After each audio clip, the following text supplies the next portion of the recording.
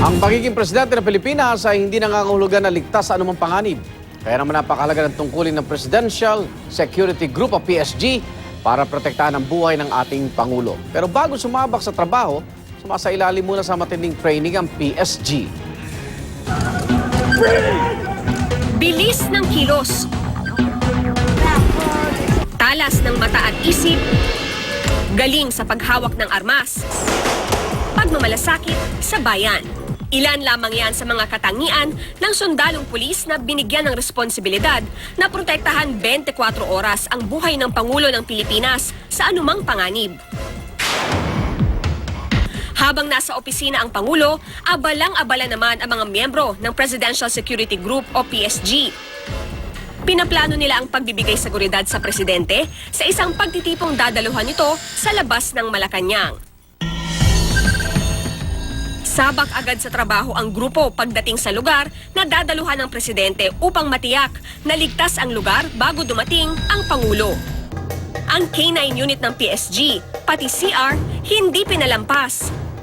Bawat lalakaran ng Pangulo, paulit-ulit na binabalikan. Dahil mahigit na 6,000 ang dadalo, ganun din ang bilang na kakapkapan ng PSG. Sa presidential convoy, hindi nawawala ang nakabuntot na ambulansya sakaling may emergency. Noong 1987, sa kasagsagan ng kudeta laban kay Cory Aquino, pinagbabaril ng mga rebeldeng sundalo ang nooy presidential son na si Noynoy. 3 sa kanyang bodyguard ang namatay. Sa puntong dumating na sa lugar sa labas ng Malacanang ang Pangulo, walang lugar sa pagkakamali ang PSG. Nakapwesto din ang food taster para bantayan ang kung anumang kainin o iinumin ng Pangulo. To protect the President of the Republic of the Philippines. Ayon sa mga miyembro ng PSG, pag pumasok ka sa trabahong ito, handa ka dapat mamatay. Ang panganib kasi ay kakambal na raw ng kanilang trabaho.